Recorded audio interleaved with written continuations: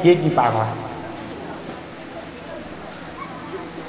সিহেতু নেদেখে নৰে আপোনাৰ অনাশ আমি ঈশ্বৰ চিন্তা নকৰিলে ঈশ্বৰক উপাসনা নকৰিলে আমাৰ এদিন মৃত্যু হ'ব আৰু তেনেকৈ মৃত্যু হলে আমাৰ জীৱটোৰ দুৰ্গতি হ'ব নিম্ন যোনিত জন্ম ল'ব দুখ কষ্ট ভোগ কৰিব লাগিব যদি ভকতিৰ সংস্কাৰ হয় ঈশ্বৰে আমাক ভাল ঠাইলৈ নিব এয়া ভাগৱত শাস্ত্ৰই কৈছে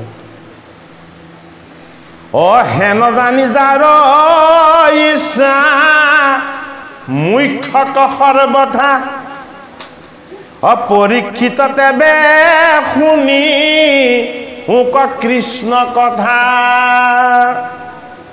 এ দিবে চিত্ৰ কৃষ্ণ গুণ নাম কীৰ্তনত অ কৃষ্ণ ৰেখে পাদ পদ্ম স্মৰি বেমনত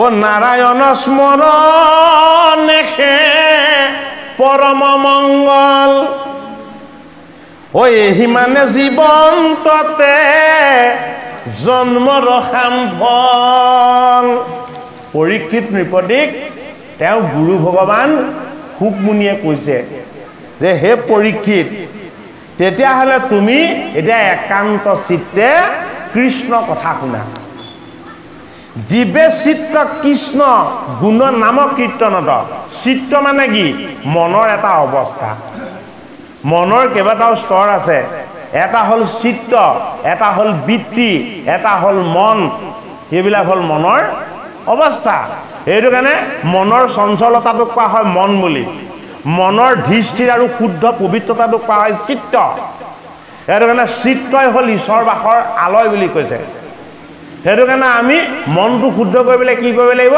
আমাৰ মনটো ঈশ্বৰৰ চৰণত দিব লাগিব ঈশ্বৰ কি ঈশ্বৰ নিৰ্গুণ অ তুমি চিত্ত বৃত্তি মূৰা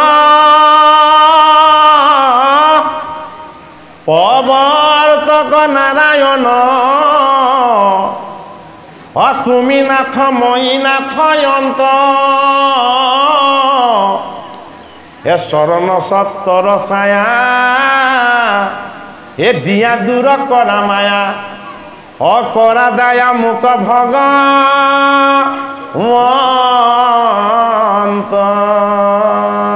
তুমি চিত্ত বৃত্তি মূৰ আমাৰ মনটোৰ মালিক কোন আমাৰ মনটোৰ মালিক হল ঈশ্বৰ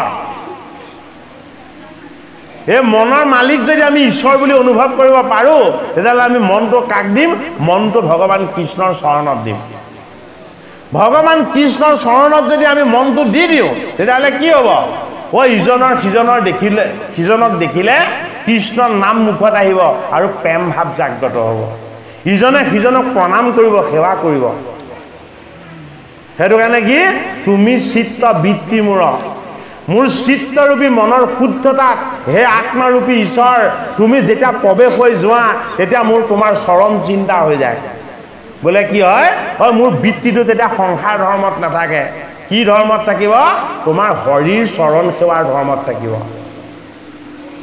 এইবিলাক তুমি প্ৰৱৰ্তন কৰা বোলে কি মোৰ মনটোক ভাল ঠাইলৈ নিয়া মোৰ মনটোক ভাল ভাবলৈ নিয়া মোৰ মনটোক হৰি উপাসনাৰ কাৰণে লৈ যোৱা এই কামটো তুমি কৰা বোলে কি তুমি মনৰ বৃত্তিও কি কৰা মোৰ ভাল ভাৱ আৰু ভাল চিন্তা তুমি প্ৰৱৰ্তন কৰা বোলে মই কি মই দেহি তুমি কি তুমি আত্মা নিৰাকাৰ নিৰ্গুণ সেইটো কাৰণে কি বুলি কৈছে নাৰায়ণ বুলি কৈছে নাৰায়ণ মানে হল নিৰ্গুণ ঈশ্বৰ হে অন্তকালে হৰি স্মৰে যিটো ভাগ্যৱন্ত এ তাহাৰ মহিমা কহি কোনে পাৱে অন্ত পৰীক্ষিতক কৈছে যে তোমাৰ 7 দিনতে মৃত্যু হ'ব এই 7 দিন তুমি বেলেগ কথা নেভাবি তুমি গংগাৰ পাৰলৈ আহি তুমি ভাগৱত কথা কৃষ্ণ কথা শুনি তুমি মৃত্যু বৰণ কৰিম বুলি ভাবিছা হেৰা পৰীক্ষিত নিপতি তোমাৰ সমান ভাগ্যৱান এই সংসাৰত কোনো নাই বোলে কি অন্তিম সময়ত তুমি কৃষ্ণ কথা ভাগ পাবা এতিয়া অন্তিম সময়ত কৃষ্ণ কথা ভাগ পোৱাটো সমান ডাঙৰ ভাগ্য নাই শুকদেৱে পৰীক্ষিতক কৈছে এই কথা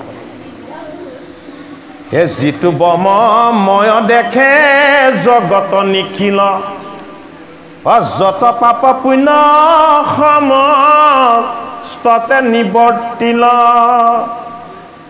হৰিৰ কথাত তাৰ ৰতি অবিশ্ৰাম সদায়ে মুখত নেৰে ৰাম কৃষ্ণ নাম বুলিবা পূৰ্ব কিবা কহিলা হামুনি ইটো কথা একো পুৰু হতো নতু শুনি সুখদেৱে কৈছে যে মই তোমাক এতিয়া ইমান এটা ডাঙৰ কথা কৈ দিলো তুমি আগতে কাৰো মুখত এই কথাটো শুনা নাই তুমি এটা মোক সুধিবা হে মোক গুৰুজন আপুনিনো এই অমৃতময় কথা ক'ত পালে যে অন্তিম সময়ত ভগৱান কৃষ্ণৰ নাম গুণ আৰু যশ এয়া পোৱাটোতকৈ ডাঙৰ ভাগ্য নাই বুলি আপুনি এই কথানো ক'ত পালে পৰীক্ষিত নৃপতিক প্ৰশ্ন কৰিছে সুখদেৱে বোলে কি তুমি মোক এই কথাও সুধিব পাৰা শুনা সাৱধানে আৰু নৃপতি উত্তৰ ইটো মহাভাগৱত শাস্ত্ৰ বৈকুণ্ঠৰ মই তোমাক এই কথা যে কৈছো এয়া ভাগৱত কথা এয়া ক'ৰ শাস্ত্ৰ এয়া বৈকুণ্ঠৰ শাস্ত্ৰ এই মৰ্ত্যৰ শাস্ত্ৰ নহয় আত্মমহাধৰ্ম একে নামে প্ৰখ্যাত শ্ৰৱণ মাত্ৰকে কৰে কৃষ্ণক সাক্ষাৎ পূজা নমস্কাৰত ধ্যান সমস্তে দুষ্কৰ হৰিগুণ নাম ধৰ্ম মহাসুখকৰ অস্তি বাল্য বৃদ্ধ সমস্তৰে অধিকাৰ চাণ্ডালকো কৰে নামে তেখনে উদ্ধাৰ কলিৰ সন্ধ্যাতময়ী কহিলো পিতৃত তুমি মহাবৈষ্ণৱত কৰিব বিদিত প্ৰশ্নৰ উত্তৰ দেও হুয়ো সাৱধান কৃষ্ণৰ নামে সে জানা পৰম কল্যাণ নামে সাধে যাৰ যেন মতয় অভিলাষ জীৱা মুখ্য চাহে বৈকুণ্ঠত দেন্তবা জ্ঞানৰো জানিবা হৰি নামে মুখ্য ফল নাহিকে নামত পৰে পৰম মংগল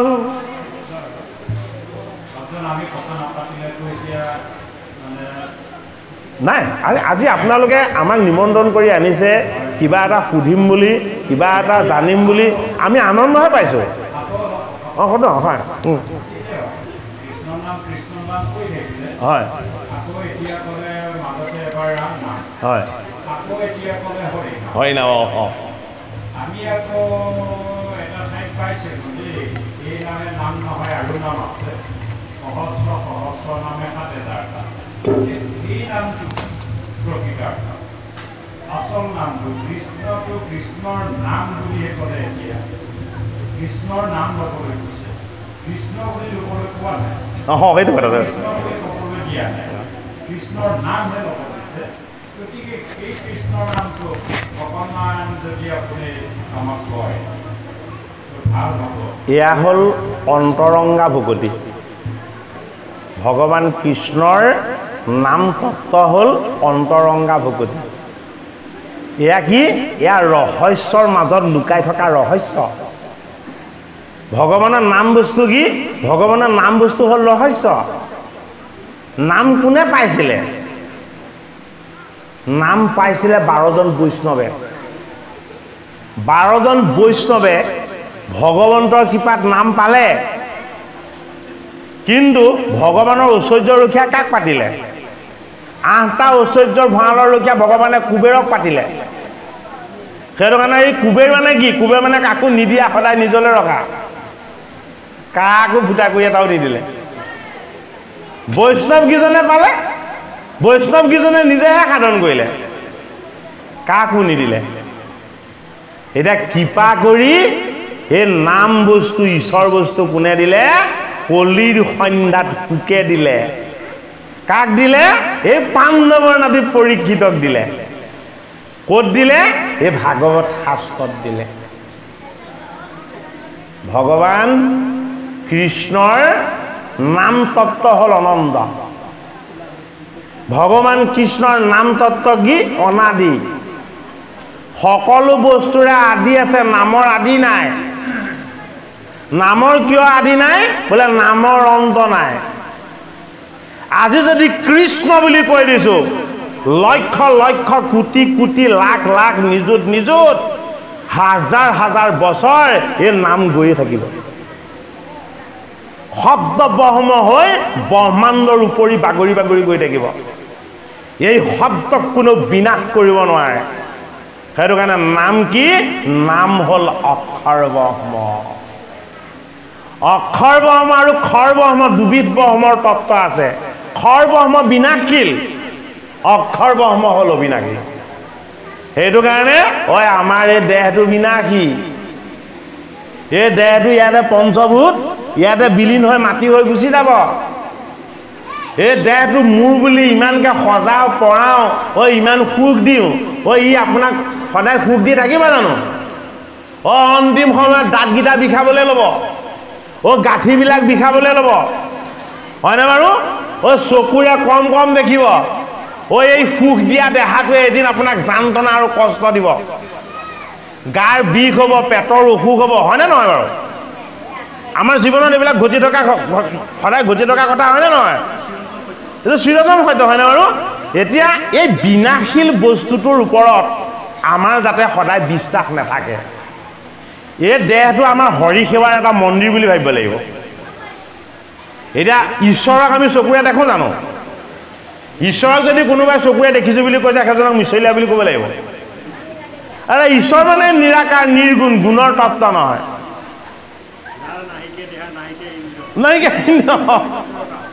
যিজনৰ সকলোবিলাক শক্তি সামৰ্থ্য তেওঁৱেই হয়নে বাৰু এতিয়া পৃথিৱীৰ ফালে আকাশৰ পৰা বস্তুবিলাক চব টানি আছে হয়নে বাৰু আমি গছৰ পৰা ফলটো সৰোতে ফল সৰি পৰোতে ছাৰ আইজাক নিউটনে সেই শক্তিটো আৱিষ্কাৰ কৰিছে তাৰ আগতেওতো সেই শক্তিটো আছিলে হয়নে বাৰু তাৰ আগতেও মধ্যাকৰ্ষণ শক্তি আছিলে কিন্তু আৱিষ্কাৰ কৰিছিলে কোনে মধ্যাকৰ্ষণ শক্তিটো আৱিষ্কাৰ কৰিছিলে ছাৰ আইজাক নিউটনে আপেলটো কিয় তললৈ পৰিলে বুলি প্ৰশ্ন কৰিলে হয়নে বাৰু তেতিয়া তেওঁ উত্তৰ বিচাৰি পালে বোলে কি পৃথিৱীৰ চাৰিওফালে বস্তুবিলাকক টানি থকা এটা শক্তি আছে এইটো কাৰণে এই পৃথিৱীখন হল ভূমি ঈশ্বৰৰ নাম হল ভূধৰ এই ভূমিক চাৰিওফালে টানি পেলাই যি ধৰি আছে এয়া হল ভূধৰ আত্মা ঈশ্বৰ এইটো কাৰণে পৃথিৱীক ধাৰণ কৰোতা শক্তি হল ভূধৰ এইটো কাৰণে ভাগৱতৰ প্ৰথম স্কন্ধত কি আছে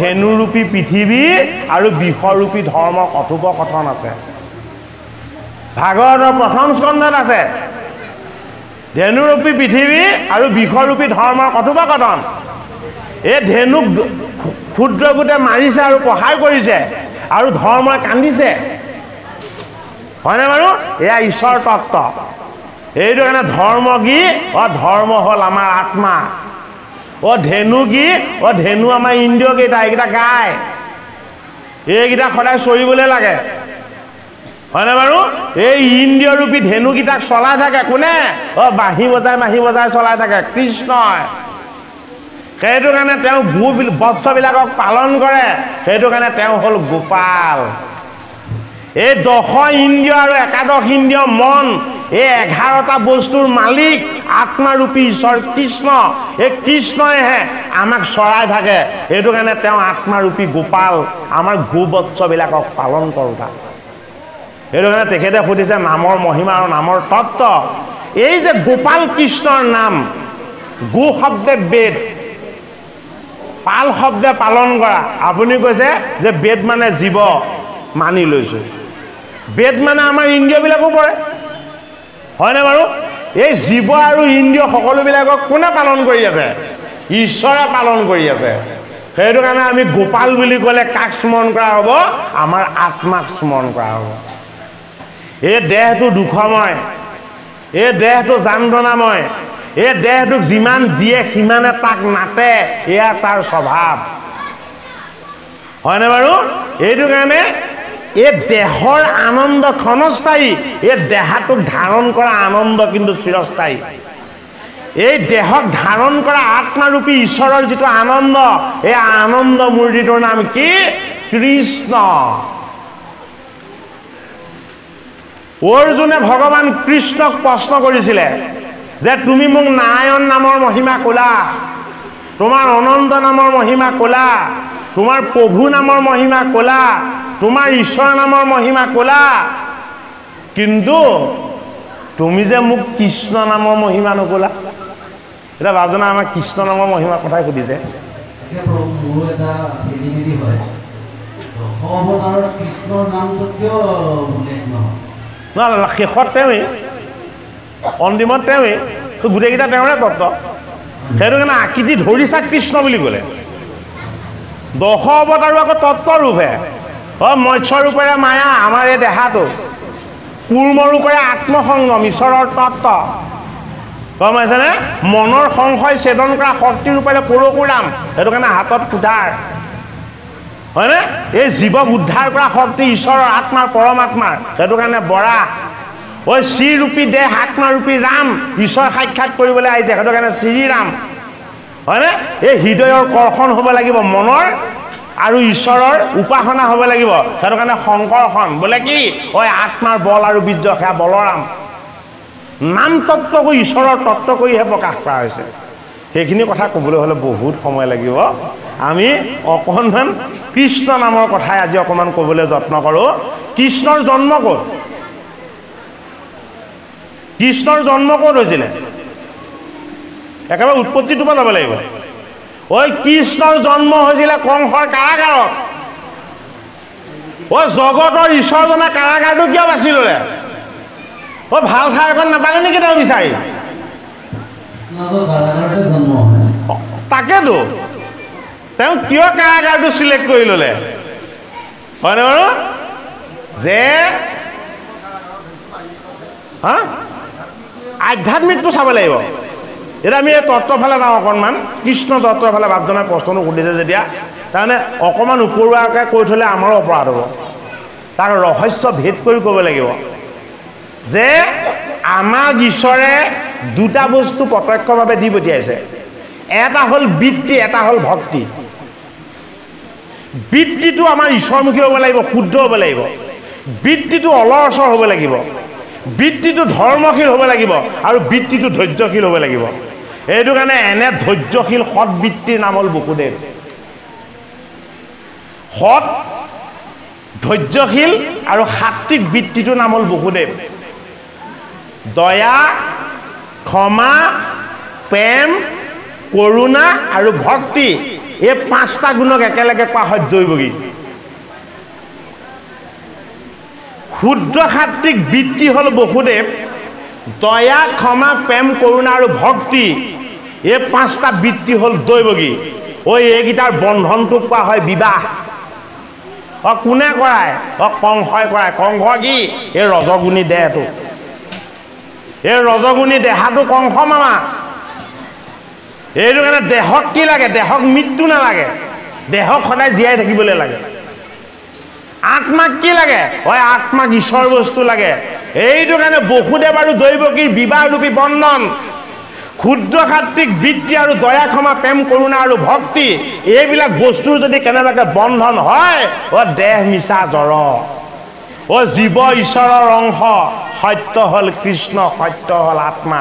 বোলে কি? আমি 7 দিন জীয়াই থাকো, তুমি 8 দিন জীয়াই থাকা। আমি কেইদিন জীয়াই থাকো? আমি 7 দিন জীয়াই থাকো। কৃষ্ণ কেইদিন জীয়াই থাকে? কৃষ্ণ 8 দিন জীয়াই থাকে। 8 নম্বৰ দিনটো কি আকৌ? এই ব্ৰহ্মাণ্ড বাচি থাকে 7 দিনলৈকে। এই ব্ৰহ্মাণ্ডৰ সমস্ত তত্ত্ব জগতৰ হৰিয়ে এদিন বিনাশ কৰি গোটেই জীৱ আৰু প্ৰকৃতিক তেওঁ উদৰত প্ৰতিষ্ঠা কৰি তেওঁ অনন্ত শয়নত হিৰণ্য গৰ্ভ ৰূপত তেওঁ আনন্দৰে থাকে। সেইটো তেওঁৰ 8 নম্বৰ দিন। এইটো কাৰণে আকাশবাণী হৈ গ'ল, হেৰৌ কংস, ঐ তই যাক বিবাহ কৰি দিলি, ঐ তাৰ অষ্টম পুত্ৰৰ হাতত মৃত্যু হ'ব। অষ্টদল পদ্মত আত্মাৰূপী কৃষ্ণৰ স্থান, হয়নে? অষ্ট প্ৰকৃতিৰ তত্ত্বত ঈশ্বৰ কৃষ্ণৰ নিবাস, হয়নে? জ্ঞান বিজ্ঞান তদং ৰহস্য গুৰুদেৱ নাম ভকতে চাৰি মুঠ 8টা তত্ত্ব, ঈশ্বৰমুখী তত্ত্বৰ আমি যেতিয়ালৈকে সন্ধান নেপাম, কৃষ্ণ বস্তুৰ দুৱাৰ খোল নেখাব। এইটো কাৰণে আমাৰ দেহ তত্ত্বত 10খন দুৱাৰ আছে, 7খন জপনা আছে আৰু 3জন ৰকীয়া আছে। এই 7খন জপনা আৰু 3জন ৰকীয়াৰে সৈতে এই দেহেই হ'ল কংসৰ কাৰাগাৰ। এই দেহৰূপী কংসৰ কাৰাগাৰত অজ্ঞান আৰু অবিদ্যাৰ ঢাকনিবিলাকেৰে সৈতে আমি কৃষ্ণ বস্তুৰ প্ৰতিষ্ঠা কৰা বসুদেৱৰূপী বৃত্তি আৰু দৈৱকীৰূপী ভক্তি মাতাক আমি হাতত ভৰিত মায়াৰ শিকলি লগাই আমি বন্দী কৰি থৈছোঁ। এই কৃষ্ণস্বৰূপ ঈশ্বৰ তত্ত্বৰ যদি আমাৰ প্ৰকাশ হ'বলৈ হয়, ৰজগুণটো ভোগ বিলাস আৰু আনন্দৰ বস্তু, তমগুণটো কুট জেদ আৰু অহংকাৰৰ বস্তু, এইবিলাকক আমি প্ৰশ্ৰয় দিব নালাগিব।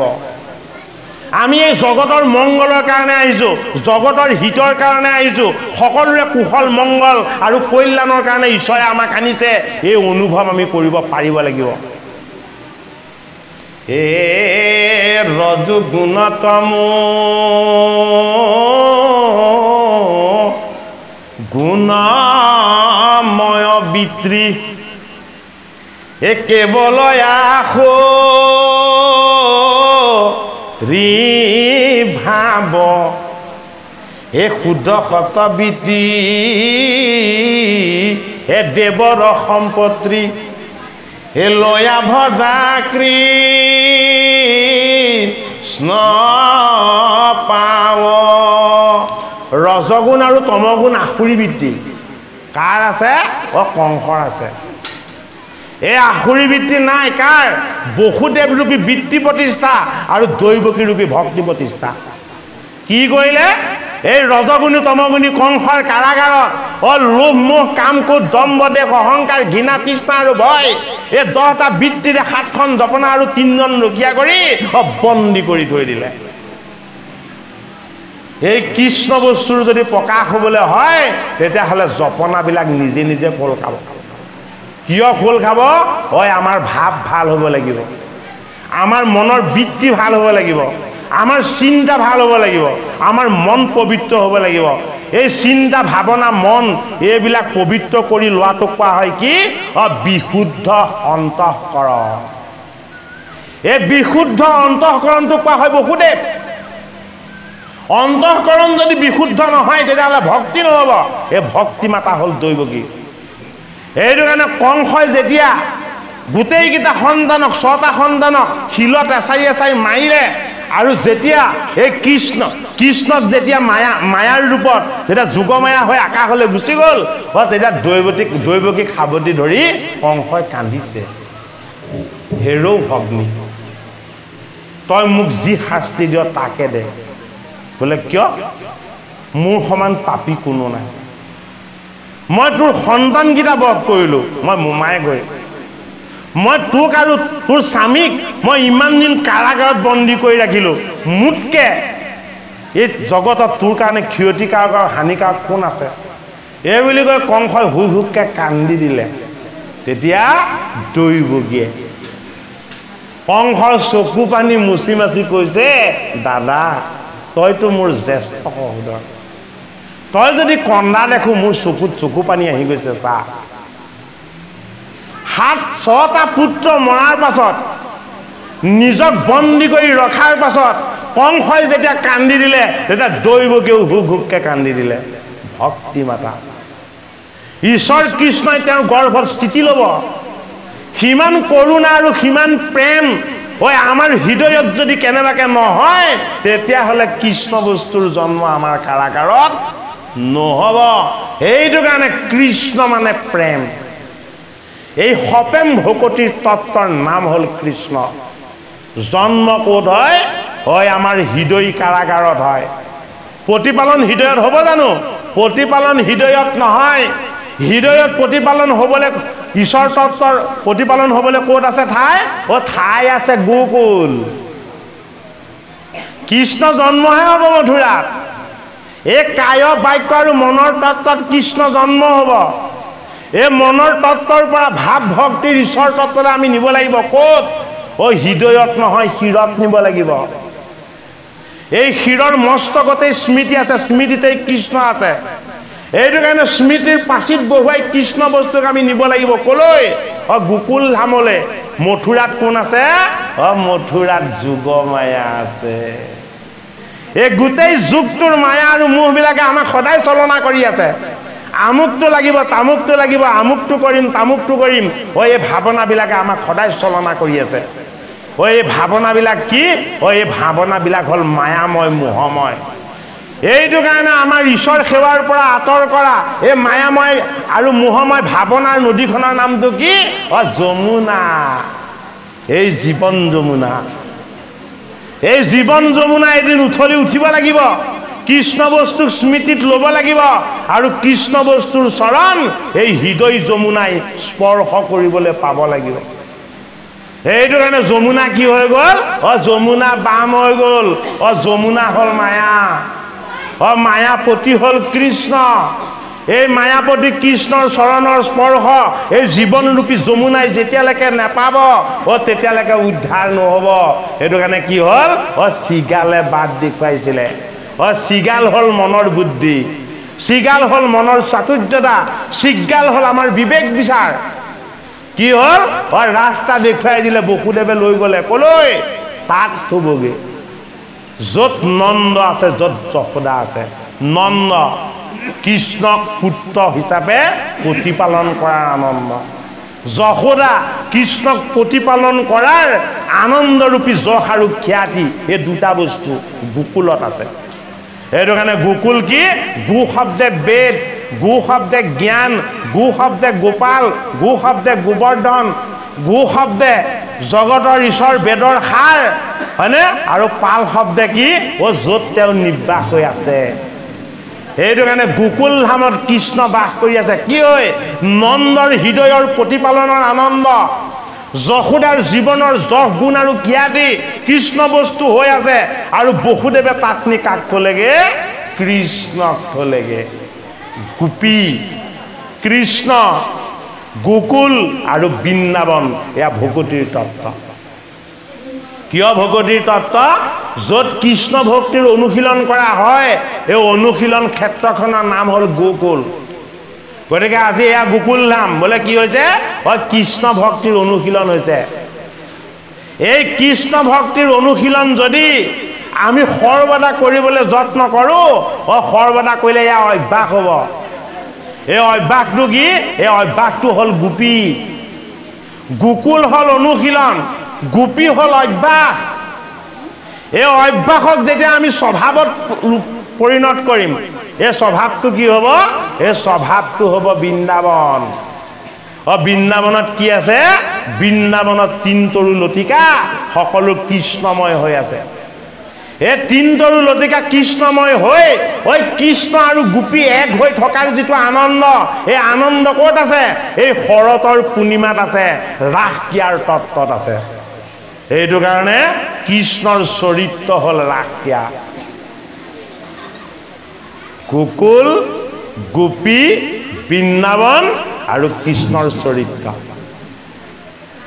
এই চাৰিটা তত্ত্বক বুজাবৰ কাৰণে ভগৱান কৃষ্ণই লীলা কৰিছে। এইটো কাৰণে আমাৰ হৃদয়ৰ মাখন কৃষ্ণই পান কৰে যদিহে আমি তেওঁৰ নাম গুণ শ্ৰৱণ কীৰ্তন আৰু উপাসনা কৰোঁ। সেইটো কাৰণে কৃষ্ণৰ নাম হ'ল মাখন চোৰ কৃষ্ণ। মনৰ ভাৱ ভালবিলাক, মনৰ ভাল চিন্তাবিলাক, বিনম্ৰ আৰু কোমল স্বভাৱবিলাক এয়া কৃষ্ণ নিজেই। নহ'লে হৃদয়খন কি হ'ব? পাষাণৰ নিচিনা হ'ব। কাৰো প্ৰতি মৰম চেনেহ নাথাকিব। কেৱল নিজৰ গীতাকহে মৰম কৰিব, বেলেগৰ গীতাক ঈৰ্ষা কৰিব, হয়নে নহয়? সেইটো কাৰণে কৃষ্ণ চেতনা হ'ল প্ৰেমময়, আনন্দময়। এই কংসৰ কাৰাগাৰ ৰূপী দেহ তত্ত্বত লোভ, মোহ, কাম, ক্ৰোধ, দম্ভ, দেশ, অহংকাৰ, এই সাতখন জপনা, ঘৃণা, তৃষ্ণা আৰু ভয়, এই তিনিজন ৰখীয়াই কৃষ্ণ চেতনাক সদায় নিদ্ৰাগত কৰাই অচেতন কৰি ৰাখিছে। এই যিদিনাখন বসুদেৱ আৰু দৈৱকীয়ে অদ্ভুত ৰূপত জগতৰ হৰি দৈৱকী নন্দন কৃষ্ণক শংখ চক্ৰ গদা পদ্ম ৰূপত আকাশত দেখা পাই গ'ল, কৃষ্ণ বস্তু কোলাত আহি পকা হ'ল আৰু কি হ'ল জপনাবিলাক নিজে নিজে খোল খোৱাত লাগিলে। ঐ আমাৰ হৃদয় কাৰাগাৰৰ জপনা আমি খুলিব নোৱাৰো, আমাৰ হৃদয় কাৰাগাৰৰ তলাবিলাক আমি খুলিব নোৱাৰো, ভগৱান কৃষ্ণই খুলিব লাগিব আৰু ভগৱান কৃষ্ণই আমাক কৃপা কৰিব লাগিব। এই কৃষ্ণৰ কৃপাৰ নাম হ'ল ভাগৱত, এই কৃষ্ণৰ কৃপাৰ নাম হ'ল গীতা। এই কৃষ্ণ নামৰনো কি মহিমা বা তত্ত্ব আছে অৰ্জুনে ভগৱান কৃষ্ণক সুধিলে, কি হেতু নকৈলা কৃষ্ণ নামৰ মহিমা, কিবা পাপ হৰিবা ক নাহি কেশকত, সিহেতু নকৈলা কৃষ্ণ নামৰ মহত। অৰ্জুনে কৈছে যে তোমাৰ এই কৃষ্ণ নামটোৰ পাপ হৰণ কৰিব পৰা শক্তি নাই নেকি? বোলে কিয়? তুমি দেখোন মোক এই কৃষ্ণ নামটোৰ মহিমা একো নকৈলাই। তেতিয়া কৃষ্ণই উত্তৰ দিলে, যদিও বা হওঁ নহয় কৌতি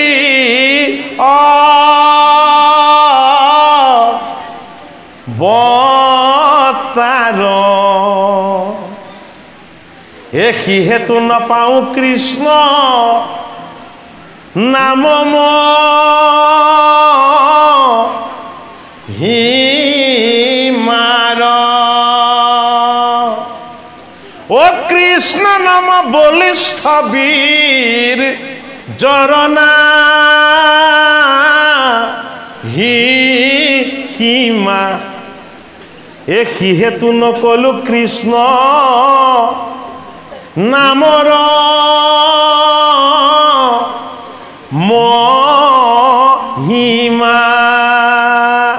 কৃষ্ণ অৰ্জুনক ক'লে, দাপৰ যুগত এইদৰে অৱতাৰ লোৱা কৃষ্ণই মই যদি কোটিবাৰ অৱতাৰ লওঁ মোৰ কৃষ্ণ নামৰ মহিমা কৈ শেষ কৰিব নোৱাৰিম। কৃষ্ণই নিজেই কৈ শেষ কৰিব নোৱাৰো বুলি ক'লে তেওঁৰ নামৰ মহিমা। বোলে কিয়? ই যিমান পাপ হৰণ কৰিব পাৰে কোনো পাপীয়ে সিমান পাপ কৰিবই নোৱাৰে, আৰু সেইটো কাৰণেই ইয়াৰ ৰহস্যটো জানিয়ে হে অৰ্জুন মই তোমাক কৃষ্ণ নামৰ মহিমা কোৱা নাছিলো। কৃষ্ণ নামৰ বলিষ্ঠ বীৰ্যৰ নাহি সীমা, কৃষ্ণ নামৰ বল বীৰ্যৰ সীমা নাই, অনন্ত শক্তি মোৰ কৃষ্ণ নামৰ। সেইটো কাৰণে মই তোমাক কৃষ্ণ নামৰ মহিমা নকলো। তেতিয়া অৰ্জুনে কৌশল কৰি কৈছে কৃষ্ণ, হেৰা সখা, মই তোমাৰ চৰণৰ সেৱক, মই তোমাতে আশ্ৰিত, মই তোমাক উপাসনা কৰোঁ আৰু মই তোমাৰ প্ৰপন্ন শিষ্য, মই মানি ললো। তুমি ক'লা মই মানি ললো, কিন্তু বাকীসকলে মানি ল'ব জানো? সমস্ত ভকতে সমস্ত ঋষি মুনিয়ে এই কথা মানি ল'ব জানো? তেতিয়া কৃষ্ণই কি কৰিলে শুনক,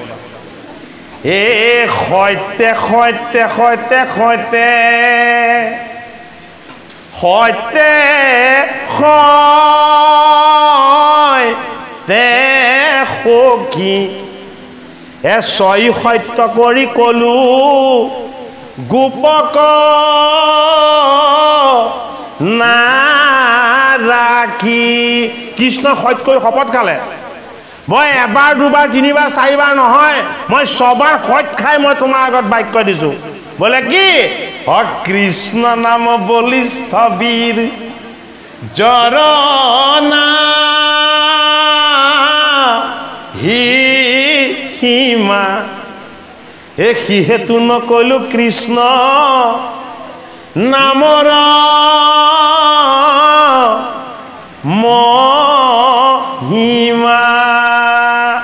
গতিকে ভগৱান কৃষ্ণয়ো তেওঁৰ নামৰ মহিমা, এই কৃষ্ণ নামৰ মহিমাকৈ অন্ত কৰিব নোৱাৰে। সেইটো কাৰণেই কৃষ্ণৰ নাম হয় আমাৰ কণ্ঠত সদায় থাকিব লাগিব। কৃষ্ণৰ নাম যদি আমাৰ কণ্ঠত থাকে তেতিয়াহ'লে কি হ'ব ঐ আমাৰ কাইটো সদায় শুদ্ধ হৈ থাকিব কৃষ্ণ নাম কি কৃষ্ণৰ নাম হ'ল মংগলময় কৃষ্ণৰ নাম হ'ল কালান্তক জম কাৰ কাৰণে পাপৰ কাৰণে কৃষ্ণৰ নাম কি কৃষ্ণৰ নামেই তপ কৃষ্ণৰ নামেই জম কৃষ্ণৰ নামেই উপাসনা সেইটো কাৰণে আমি কৃষ্ণৰ নাম গুণেৰে সৈতে কৃষ্ণক আমি উপাসনা কৰিব লাগে চাৰি ব্ৰহ্ম গুৰু অভয় ব্ৰহ্ম গুৰু কিয় অভয় ব্ৰহ্ম পৰীক্ষিতে ভয় কৰিছিলে মৃত্যুলে শুকৰ চৰণত আশ্ৰয় ল'লে মৃত্যুৰ ভয় দূৰ হৈ গ'ল যি তক্ষকলে তেওঁ ভয় কৰিছিলে সেই তক্ষকক মাতিছে হেৰা তক্ষক ব্ৰাহ্মণৰ বেগ ধৰি থাকিব নালাগে সৰ্পৰ বেগ ধৰি আহা মোৰ ওচৰলৈ কি সৰ্প এই কাল সৰ্পৰ বেগ ধৰি আহা বোলে কি তুমি ব্ৰাহ্মণৰ ৰূপত ব্ৰহ্মময় তত্ত্বত থাকিব নালাগে ঈশ্বৰ তত্ত্ব হোৱা এই পৰীক্ষিতক কৃষ্ণৰ লগত এক কৰি দিয়া এইটো কাৰণে গুৰু হ'ল অভয় ব্ৰহ্ম গুৰু হ'ল আত্মা তত্ত্ব গুৰু হ'ল ঈশ্বৰ তত্ত্ব আৰু দেৱ কি দেৱ হ'ল পূৰ্ণ ব্ৰহ্ম গুৰুৱে যাক দেখুৱাই দিয়ে সেইজন হ'ল দেৱ গুৰুৱে কাক দেখুৱায় গুৰুৱে দেখুৱায় দৈৱকী নন্দন কৃষ্ণ কি বুলি দেখুৱায় যে সমস্ত জগতৰ ঈশ্বৰেই হ'ল কৃষ্ণ এই কৃষ্ণতকৈ শ্ৰেষ্ঠ দেৱ আৰু ঈশ্বৰ কোনো নাই এই কৃষ্ণক তুমি কেনেকৈ পাবা তেওঁৰ নাম গুণ আৰু যশ শ্ৰৱণ কীৰ্তন কৰিবা তেতিয়া পাবা কৃষ্ণ কৃষ্ণৰ নাম হৃদয়ত আৰু কৃষ্ণৰ নাম মুখত কৃষ্ণৰ নাম গুণ ভকতৰ সংগত সৰ্বদা তুমি ল'বলৈ যত্ন কৰিবা সেইটো কাৰণে কৃষ্ণ কি কৃষ্ণ হ'ল দেৱ সেইটো কাৰণে গুৰু হ'ল অভয় ব্ৰহ্ম দেৱ হ'ল পূৰ্ণ ব্ৰহ্ম হয়নে ভগৱন্তৰ নাম নাম কি নাম হ'ল অক্ষৰ ব্ৰহ্ম গুৰু দেৱ নাম হয়নে গুৰু হ'ল অভয় ব্ৰহ্ম দেৱ হ'ল দৈৱকী নন্দন পূৰ্ণ ব্ৰহ্ম নাম হ'ল অক্ষৰ ব্ৰহ্ম বোলে কি অবিনাশী ব্ৰহ্ম এই পূৰ্ণানন্দ হৰি এই পূৰ্ণানন্দ দেৱ কৃষ্ণৰ তত্ত্ব কি বোলে তেওঁৰ নাম তেওঁ গুণ তেওঁ যশ সেইটো কাৰণে নাম হ'ল অক্ষৰ ব্ৰহ্ম বেদৰ সাৰ অবিনাশী ব্ৰহ্ম এই গুৰুৰ কৃপা দেৱৰ সেৱা নামৰ মহিমা যি হৃদয়ত উপলব্ধি কৰে সেয়া কোন সেয়া ভকত ভকত কি ভকত শুদ্ধ ব্ৰহ্ম ভকত শুদ্ধ জীৱহে ভকত হ'ব পাৰে সেইটো কাৰণে শুদ্ধ জীৱ কি আকাশমুখী ঊৰ্ধ্বগামী পদ্মময় ঈশ্বৰ দৰ্শন হয় সেই জীৱৰ বসুদেৱ আৰু দৈৱকীয়ে যিদৰে চতুৰ্ভুজ ৰূপত কৃষ্ণক দৰ্শন কৰিছিলে সেইটো কাৰণে এই শুদ্ধ ব্ৰহ্ম হ'ল পদ্ম শংখ চক্ৰ গদা পদ্ম শংখত গুৰু চক্ৰত দেৱ গদাত নাম আৰু পদ্মত হ'ল ভকত এই চাৰি তত্ত্ব কৃষ্ণৰ নামৰ মাজতেই বাস কৰি আছে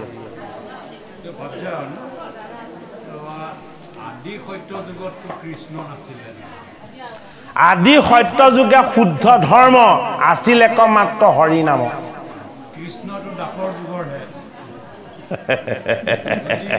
দাপৰ যুগৰ ভগৱানজন ঘূৰ কলি যুগৰ নাম লৈ আছো এইটো কেনেকুৱা কথা আমাক কৈছে আপুনি তত্ত্বটো ভালকে চাওক তত্ত্বৰ ৰূপটো যদি ভালকে চাই চাৰিটা যুগত আমিও জি আছো হয়নে আমাৰ আদি সত্য যুগটো কি আমাৰ আদি সত্য যুগটো হ'ল আমাৰ আত্মা ৰূপটো আদি সত্য যুগত আমি কৌস্তভ ৰূপী ৰত্নত ভগৱান কৃষ্ণত লীন গৈ আছিলো ৰ'ব শুনক আমি কৃষ্ণত লীন গৈ আছিলো সেয়া আদি সত্য যুগ সত্য যুগত কি হ'ল সত্য যুগত আমি জীৱ হলো মাতৃৰ গৰ্ভলৈ আহিলো ভৰিকেইটা বিষাই গৈছে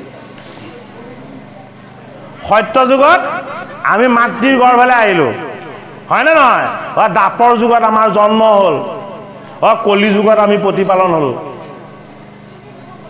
ভালকে চাওক তত্ত্বটো মিলাই আদিত সত্যত আমি ঈশ্বৰৰ লগত সত্য যুগত মাতৃৰ গৰ্ভত আমি জীৱ হলো হয়নে দাপৰ যুগত আমি গৰ্ভৰ পৰা মুক্ত হৈ আমি আকাশৰ তললৈ আহিলো এয়া দাপৰ যুগ কৃষ্ণৰ যুগ বোলে কি কৃষ্ণই যি শিশুলীলা কৰিছিলে আমিও জন্ম হৈ কৰিম কে হয়নে বাৰু অন্তিম সময়ত কি হ'ব অন্তিম সময়ত ভয় আহিব বোলে কি জীয়াই থাকিব লাগিছিল মৰিব নালাগে মৰিবলৈ ভয় কৰাটো কলিযুগ কাকো মৃত্যু নালাগে হয়নে নহয় কলিযুগত কি দুখ তাপ যন্ত্ৰণা আৰু কষ্ট কেতিয়া চকুৰে নেদেখা হ'ব কাণেৰে নুশুনা হ'ব মাতি থাকিলেও নমতা হ'ব হয়নে নহয় পাচন শক্তিও দুৰ্বল হ'ব হয়নে কলিকিত মলবিলাক তেতিয়া বেছি হয় সেইটো কাৰণে আদি সত্য যুগে শুদ্ধ ধৰ্ম আছিল একমাত্ৰ হৰি নাম ক'ত হৰি নাম আছে বৈকুণ্ঠত আছে দিনী ভূতানি ব্যক্ত মধ্যা নিভাৰত ভক্তনি ধনান্নেব তত্ত্বকা হৰি দেৱনা ভগৱান কৃষ্ণ অৰ্জুনক কৈছে হে অৰ্জুন এই জীৱ হৈ অৰ্জুন ৰূপেৰে জন্ম লোৱাৰ আগতে তুমি অব্যক্ত আছিলা বোলে ক'ত মোৰ এই কৌস্তভ ৰূপী ৰত্ন তুমি ভাৰত হৈ এই ভূমিলৈ আহি জন্ম লৈছা জীৱ হৈ হয়নে এই জীৱ হৈ জন্ম লৈ যেতিয়া তোমাৰ মৃত্যু হ'ব মৃত্যুৰ অন্তত তুমি আকৌ মোতে লৈ যাবা বোলে কি সেইটো কাৰণে জন্ম মৃত্যুৰ কথা চিন্তা নকৰিবা এয়া কাৰ কৰ্ম এয়া মোৰ কৰ্ম জন্ম মৃত্যুটো ঈশ্বৰে কৰা কৰ্ম আমাৰ নহয় সেইটো কাৰণে চৰণেহে জানে মৰণৰ ঠাই চুচৰি বাগৰি তলৈকে যায় বিষ্ণু ক'ত থাকে বিষ্ণু চৰণত থাকে সেইটো কাৰণে বেয়া কাম কৰিবলৈ বেয়া সংগ দিয়ে ভাল কাম কৰিবলৈ ভাল সংগ দিয়ে আমাক চৰণ দুখনে ওলাই গ'লে লৈ নাযায় জানো যায় নে নাযায় এই মাত্ৰ মোৰ লগত কথা পাতি আছিলে সেইটো এক্সিডেণ্ট হৈ মৰিলে দেখোন হয়নে নহয় যোৱা কামটো সি কৰিলে কিন্তু নিয়া কামটো চৰণ দুখনে কৰিলে গতিকে ভগৱান কৃষ্ণ তত্ত্বৰ জন্ম মৃত্যু নাই বাপজনাই কৈছে বোলে কৃষ্ণ দাপৰ যুগতহে জন্ম হৈছিলে আমি আকৌ আগৰ জন্মৰ তেওঁৰ নামবিলাক কিয় ল'ম কৃষ্ণ জন্মৰ আগৰ নামবোৰ কিয় ল'ম সেইটো কথা নহয় কৃষ্ণ মানে জন্ম মৃত্যুহীন কৃষ্ণৰ তত্ত্বটো কি পৰম দুৰ্বোধ্য কৃষ্ণৰ তত্ত্ব কোনেও কাকো বুজাব নোৱাৰে কৈ শেষ কৰিব নোৱাৰে নিৰাকাৰ আৰু নিৰ্গুণ কৃষ্ণৰ তত্ত্বটো বুজিবলৈ তেওঁ অৱতাৰ লৈছে সেইটো কাৰণে মাধৱ মহাপুৰুষে আমাক নামঘোষাত কৈছে এই কথাষাৰ পৰম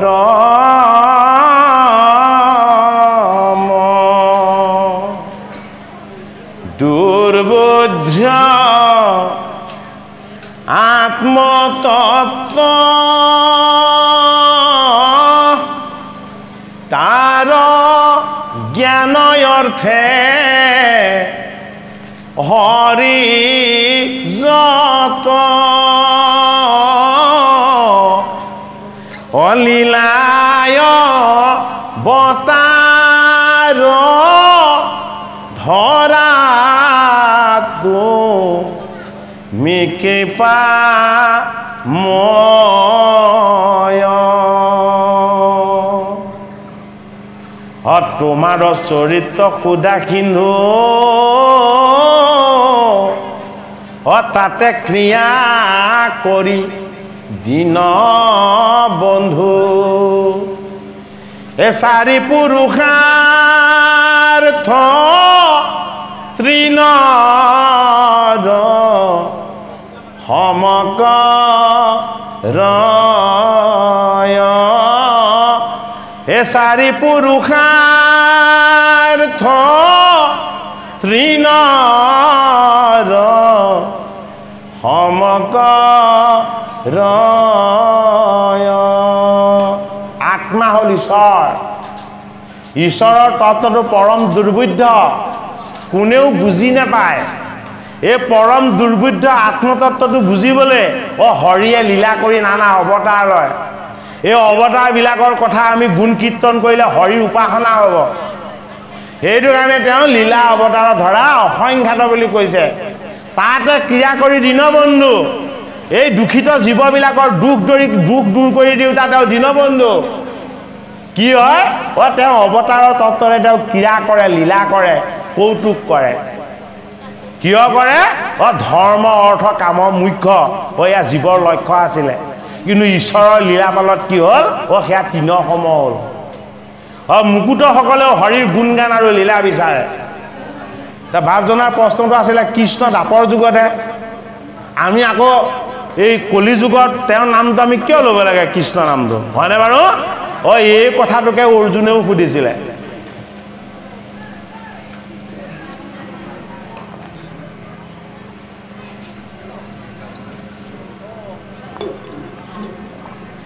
এই কথাকে অৰ্জুনে সুধিছিলে কৃষ্ণক, হেৰা অৰ্জুন, মই তোমাক এতিয়া এই যি কথা কম এই কথা মই আদিতে বিৱস্থানক কৈছিলোঁ। মানে গীতা যে ক'ব, গীতা বোলে মই আদিতে বিৱস্থানক কৈছিলোঁ, সূৰ্যনাৰায়ণক কৈছিলোঁ। এই সূৰ্যনাৰায়ণে কাক কৈছিলে? এই সূৰ্যনাৰায়ণে কৈছিলে মনুক। মনুৱে কাক কৈছিলে? মনুৱে কৈছিলে ইক্ষাকুক। ইক্ষাকুৱে কাক কৈছিলে? ইক্ষাকুৱে ৰাজন্যবৰ্গক কৈছিলে। আৰু তাৰ পাছত কি হ'ল? গীতাৰ কমটো ছেদ হৈ গ'ল। বহুত দিন এই গীতা জগতত আৰু নাইকিয়া হৈ গ'ল। এইবাৰ দাপৰ যুগত মই আকৌ তোমাক কৈছোঁ। তেতিয়া অৰ্জুনক কৃষ্ণই যেতিয়া এনেকে ক'লে মই আদিতে বিৱস্থানক কৈছিলোঁ বুলি, তেতিয়া অৰ্জুনে কৃষ্ণক প্ৰশ্ন কৰিছে, হে ৰাসকা, বোলে কি কথাটো কিন্তু মোৰ আচৰিত যেন লাগিল। বোলে কিয়? বোলে তুমি মোতকৈ 17 বছৰমানৰ ডাঙৰ। সেইদিনা তুমি কংসৰ কাৰাগাৰত জন্ম হৈছিলা বুলি সকলোৱে জানে। তুমি কেতিয়া বিৱস্থানক গীতা ক'লা? তুমি কেতিয়া মানৱ জাতিৰ পিতৃপুৰুষ মনুক গীতা ক'লা? কেনেকৈ মই বিশ্বাস কৰিম? তেতিয়া ভগৱান কৃষ্ণই কৈছে, অজো অপিশনবদ্বয়াত্মা ভূতানামিশৰো অপিশনঃ প্ৰকৃতিম সাম অধিষ্ঠায় সম্ভমামি আত্ময়া। অজো অপিশনবদ্বয়াত্মা ভূতানামিশৰো অপিশনঃ প্রকৃতিম সাম অধিষ্ঠায় সম্ভমামি আত্ময়া। অজু, অজু মানে কি? জন্ম মৃত্যু নাই। অপি মানে কি? কিন্তু। অজু অপি সন অদ্বয় আত্মা। হেৰা অৰ্জুন, জন্ম মৃত্যু নথকা মই হলো অক্ষয় অব্যয় আত্মা। কৃষ্ণই কৈছে মই অক্ষয় অব্যয় আত্মা। আৰু কি? ভূতানাম ঈশ্বৰো অপিশনঃ। এই পঞ্চভূতবিলাকত মই ঈশ্বৰ বাস কৰি আছো, সেইটো কাৰণে ভূত ৰূপত দেখা পাই আছা। এই পঞ্চভূত কি? মোৰ বহিৰংগা তত্ত্ব। আৰু মই তোমাৰ মাজত এই জগতৰ মাজত কি হৈ আছো? আত্মাৰূপে লুকাই আছো। বোলে কি? মই অন্তৰংগা শক্তি। মোৰ যেতিয়াই ইচ্ছা হয় মই নিজৰ শক্তিৰে মই নিজক নিৰ্মাণ কৰি ল'ব পাৰোঁ। সেইটো কাৰণে মই মানৱ জাতিৰ পিতৃপুৰুষ মনু আৰু বিৱস্থানক যিদৰে গীতা ক'লো, এইবাৰ মই তোমাকো গীতা ক'লো। বোলে কিয়? মই অন্তৰ্যামী। মই কেতিয়া কি কৰিছিলো মোৰ সকলো মনত থাকে, কিন্তু তুমি জীৱ, তোমাৰ মনত নাথাকে। অৰ্জুনক কৈছে। তেতিয়া কৃষ্ণক অৰ্জুনে প্ৰশ্ন কৰিলে যে তুমিনো কিয় অৱতাৰ লোৱা? তুমি যে নিজৰ ইচ্ছাৰে যে অৱতাৰ লোৱা, তুমিনো কিয় অৱতাৰ লোৱা তেতিয়াহ'লে? তেতিয়া গীতাৰ জ্ঞান যুগত ভগৱান কৃষ্ণই ক'লে, यदा यदहि धर्मस्य ग्लानि भवति भारत अभ्युत्थानम् अधर्मस्य तदात्मनं सृजाम्यहं परित्राणाय साधूनां विनाशाय दुष्कृतं धर्म संस्थापनार्थये च मामे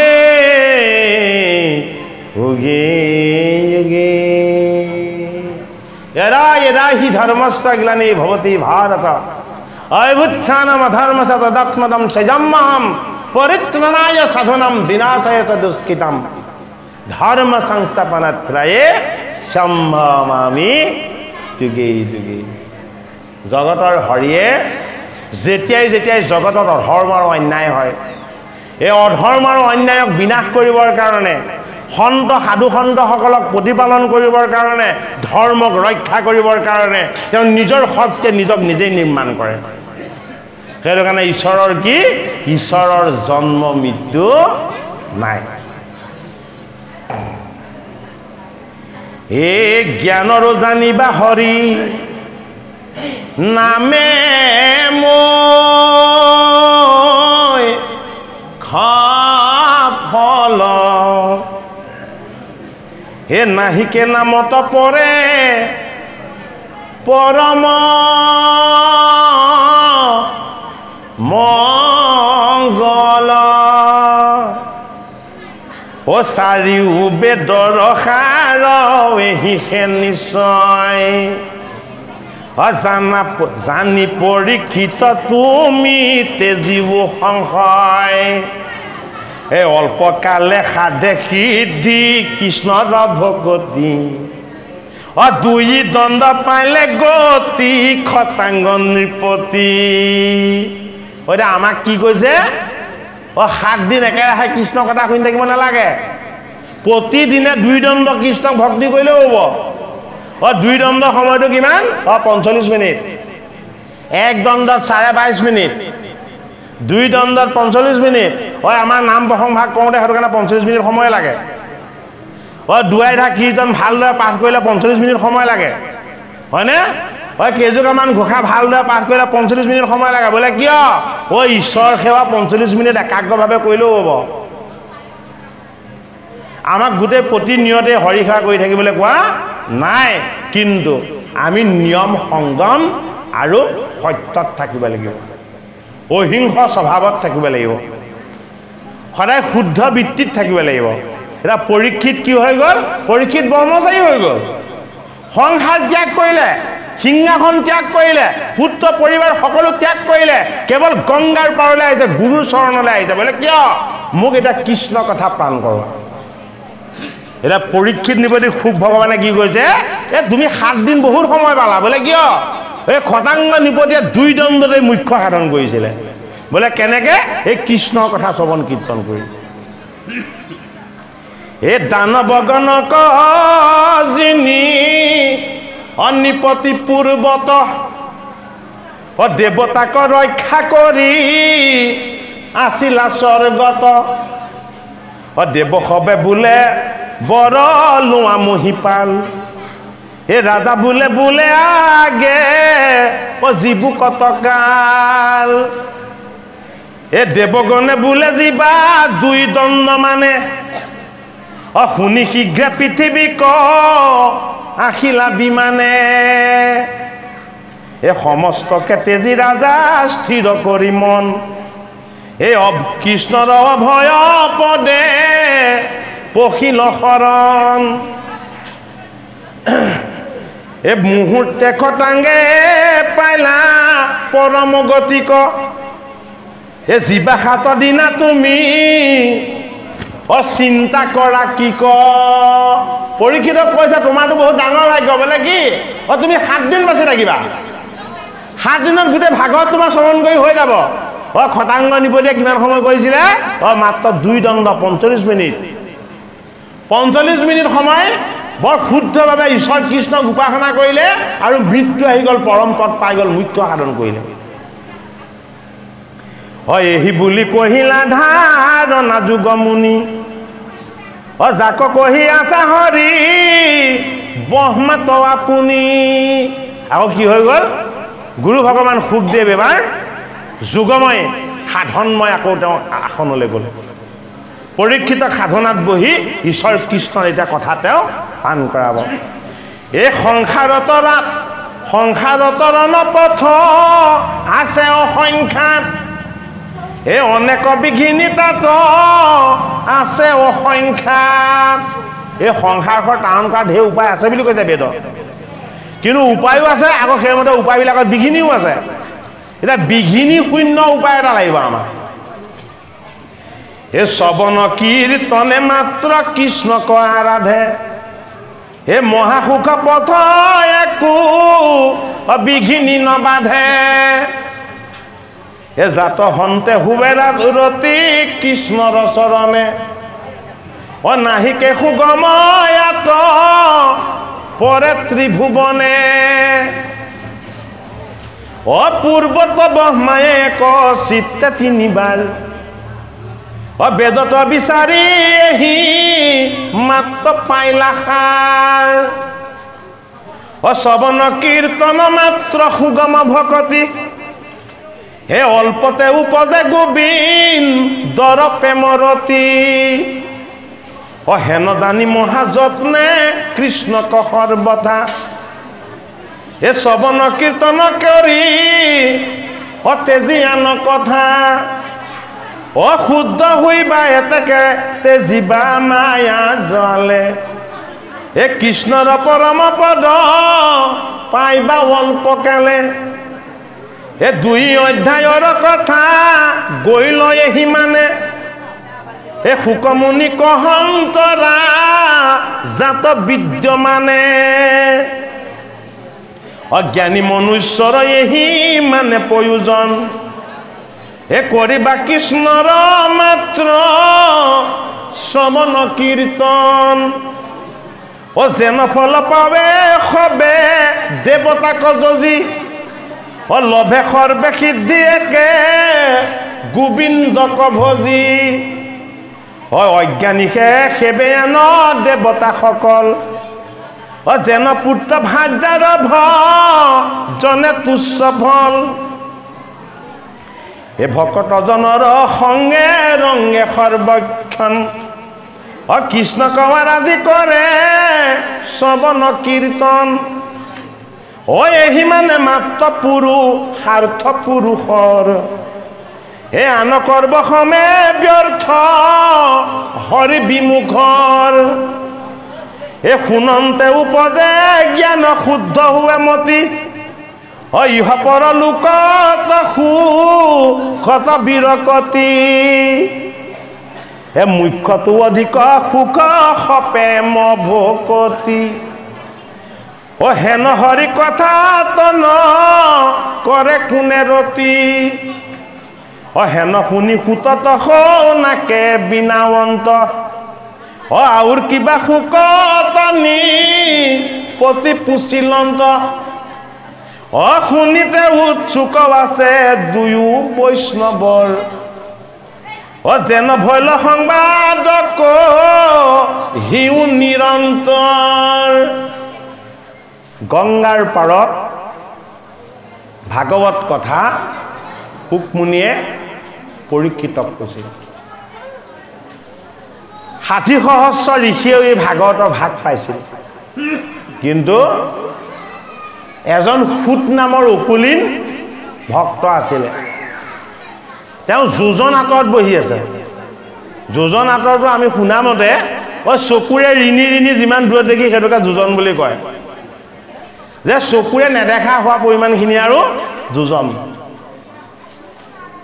গতিকে সিমান আঁতৰত যোজন আঁতৰত বহি আছে কোন? সুত, অকুলীন সুত। নামটো কি? উগ্ৰ স্বভাৱ। সুতে কি কৰিছে? এই শুকমুনি আৰু পৰীক্ষিতে কি কৈ আছে, সাধনা কৰি ধ্যান কৰি উপাসনা কৰি সেইখিনি শুনি আছে। আৰু কি কৰিছে?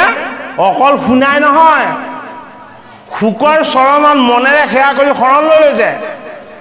তুমি মোৰ গুৰু, তুমি মোৰ ভগৱান, আজি তুমি কি যি ক'বা সেয়াই মোৰ ঈশ্বৰৰ কথা হ'ব, আৰু তুমি মোক কৃপা কৰা বোলে। কি শুনাৰ লগে লগে যাতে মোৰ কণ্ঠগত হৈ যায়। গুৰু সুখ কি? অন্তৰ্যামী। পৰীক্ষিতে যে শুনি আছে সেয়া জানে, সুতে যে যোজন আঁতৰত শুনি আছে সেইটোও জানে। আৰু অন্তিমত দুহাত দাঙি সুতক আশীৰ্বাদ দি দিলে, বোলে কি আজিৰ পৰা তোমাৰ ভাগৱত কণ্ঠগত হ'ব। বহুত দিনৰ মূৰত আকৌ ঋষিসকলৰ ভাগৱত শুনিবলৈ মন গ'ল। শৌনক আদি সহস্ৰ ঋষি শুকৰ ওচৰলৈ গ'ল। শুকে ক'লে মই বৃদ্ধ হ'লো। শুক জানো বৃদ্ধ হয়? সদায় 1600 বছৰীয়া। এইটো তেওঁৰ মায়া। তেওঁ ঋষিসকলক শিকাব বিচাৰিছে শুদ্ধ ধৰ্মটো, যে সদায় মই ভাগৱত কৈ নাথাকোঁ। কোনে ক'ব? ইয়াৰ পাছত মোৰ শিষ্যই ক'ব, তাৰ পাছত তেওঁৰ শিষ্যই ক'ব, তাৰ পাছত তেওঁৰ শিষ্যই ক'ব। যি শিষ্যই ক'ব সেই শিষ্যৰ মুখপদ্মে আমি কি কৰিব লাগিব? ভাগৱত শ্ৰৱণ কৰিব লাগিব। এইটো ক'লে যে মই তোমালোকক এজন গুৰু দেখুৱাই দিওঁ, সেইজনক তোমালোকে মাতি আনা। বোলে সেইজন কোন? বোলে সেইজন উকুলিন সুত। 60 সহস্ৰ ঋষিৰ 32,000 ক'লে আমি সুতৰ মুখেদি ভাগৱত নুশুনো। ভাগৱত যি কয় সেয়াই ভগৱান, গুণময় নহয়, নিৰ্গুণ। 32,000 গুণময় বৃত্তি ধাৰণ কৰি থাকিলে, সেয়া বেদৰ কৰ্মকাণ্ড। 28,000 নিৰ্গুণ ভকতি ল'লে, সেইসকল ভকত হ'ল। গুণময় বস্তুটো বেছিকৈ লাগিব। বোলে কি? নহ'লে সংসাৰ বাচি নাথাকে। গুণময় ভকতি 9 বিধ, সেইটো কাৰণে ভকতি 9 বিধা। নিৰ্গুণ ভকতি কেইবিধ? অকল এবিধ। নিৰ্গুণ মানে হৰি নাম গুণ, যশ আৰু লীলা, এই ভাগৱত ধৰ্ম। বাকী 9 বিধ ভক্তিক যদিও নিৰ্গুণ ভকতিৰ উপায় বুলি ধৰা হয়, বাকী 9 বিধ ভক্তি গুণময়। সেইটো কাৰণে অকুলিন সুত কি? সুতৰ ধৰ্ম হ'ল কীৰ্তন। কীৰ্তন ধৰ্মটো নিৰ্গুণ বস্তু। সেইটো কাৰণে নৈমিষ ক্ষেত্ৰত অকুলিন সুতে 28 সহস্ৰ ঋষিক ভাগৱত ক'লে। এতিয়া শৌনকে বিনাইছে, কান্দিছে। শৌনকে মনত দুখ কৰিছে। বোলে কি? হাই হাই, কি কৰিছিলো? বোলে কি? দাড়ি চুলিবিলাক ধোঁৱা বৰণৰ কৰিলো, 1000 বছৰ যজ্ঞ কৰি সময় নষ্ট কৰিলো। কি নষ্ট কৰিলে? জীৱন নষ্ট কৰিলে, সময় নষ্ট কৰিলে। ঈশ্বৰক পাম বুলি 1000 বছৰ যজ্ঞকে কৰি থাকিলে। 1000 বছৰ যজ্ঞৰ অন্তত এই সুতৰ চৰণ সেৱা কৰি বৈকুণ্ঠৰ কল্পতৰু ভাগৱত শাস্ত্ৰ যেতিয়াই পান কৰিবলৈ পালে, তেতিয়া শৌনকে বিনাইছে, কান্দিছে, কৈছে, ইমান অমৃতময় কথাৰ ভাগ হে গুৰুসুত, তোমাৰ কৃপাত আমি লাভ কৰিছোঁ। ঈশ্বৰৰ কৃপাত আমি লাভ কৰিছোঁ। যজ্ঞ কৰি কৰি জীৱনটো শেষ কৰিলোঁ, ভগৱানক সাক্ষাৎ নাপালোঁ, তোমাৰ মুখপদ্মে কৃষ্ণক সাক্ষাৎ পাইছোঁ। এই বিশ্বাস, এই আস্থা, এই ভগৱানক প্ৰত্যক্ষ হাততে পোৱাৰ ব্যৱস্থা আমাক যি শাস্ত্ৰই দিছে, সেই শাস্ত্ৰৰ ধৰ্মটো কি? মহাভাগৱত ধৰ্ম। যিজন মহান ঈশ্বৰক ভকতিৰ বলত যি ধৰ্মৰ দ্বাৰা পাব পৰা যায়। এই যেন ফল পাৱে সবে দেৱতাক যজি, লভে সবে সিদ্ধি একে গোবিন্দক ভজি। অজ্ঞানীকে আন দেৱ, অজ্ঞানীকে আনে সেবে আন দেৱতা সকল। যেন পুত্ৰ ভাজাৰ জনে তুচ্ছ ফল। ভকতজনৰ ৰংগে ৰংগে সৰ্বক্ষণ, কৃষ্ণৰ কোৱাৰ আদি কৰে শ্ৰৱণ কীৰ্তন। এহি মানে মাত্ৰ পুৰুষাৰ্থ পুৰুষৰ, আন কৰ্ম সবে ব্যৰ্থ হৰি বিমুখৰ। শুনন্তে উপজে জ্ঞান শুদ্ধ হুৱে মতি, ইহ পৰলোকত সুখত বিৰকতি। মুখ্যটো অধিক সুখ সপেম ভকতি, হেন হৰি কথা ন কৰে কোনে ৰতি। হেন শুনি সুতত শৌনকে বিনামন্ত, আউৰ কিবা সুকত নি পতি পুচিলন্ত। এতিয়া সুকে কি বুলি কৈছে? পৰীক্ষিত নিপতিয়ে গুৰু ভগৱান সুখদেৱক আৰু কি সুধিলে? শুনিতে উৎসুক আছে দুয়ো বৈষ্ণৱৰ, যেন ভৈল সংবাদক হিউ নিৰন্তৰ অখনি কোনো শুনে কৃষ্ণ কথা যিটো নৰ ব্যৰ্থে আয়ুহৰে সূৰ্যে সিটো পুৰুষৰ যিজনে নৰ হৈ জন্ম লৈ খন্তেক সময়ো কৃষ্ণৰ কথা শ্ৰৱণ কৰা নাই সেইজনৰ আয়ুটো বোলে এনেই গ'ল আহিল কণা গ'ল কণা খাগৰি কাটিলে 3 কণা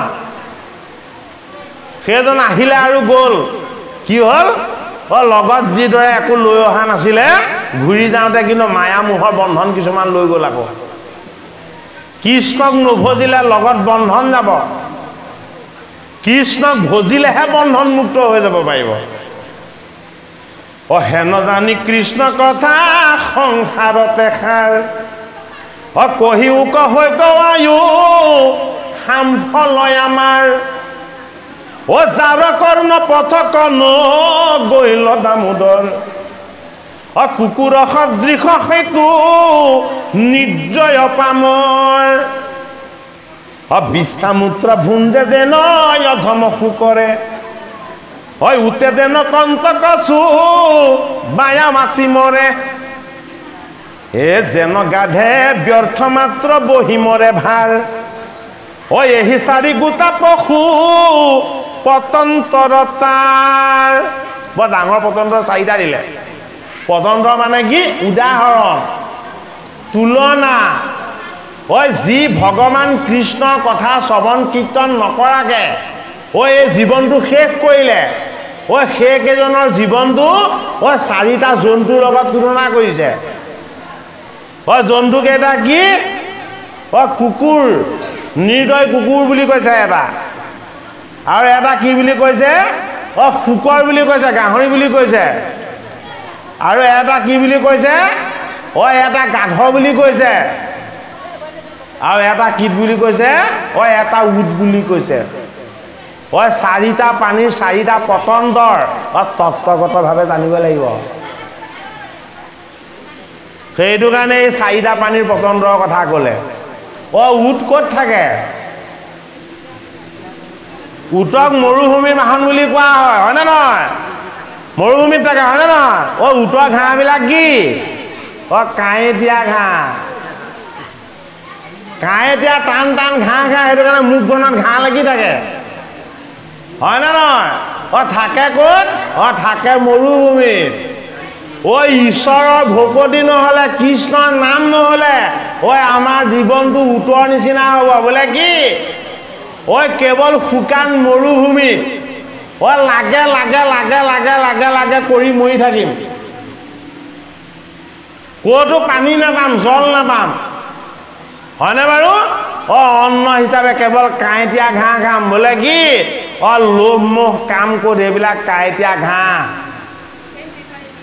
এইবিলাককে খাই খাই মুখতো ঘাঁহ লাগিব আৰু এই জীৱনটো ৰসময় নহয় আনন্দময় নহয় সুখময় নহয় কি হ'ব শুকান মৰুভূমিৰ নিচিনা হ'ব দিনত হ'লে একো নোপোৱাৰ তাৰণা উত্তাপ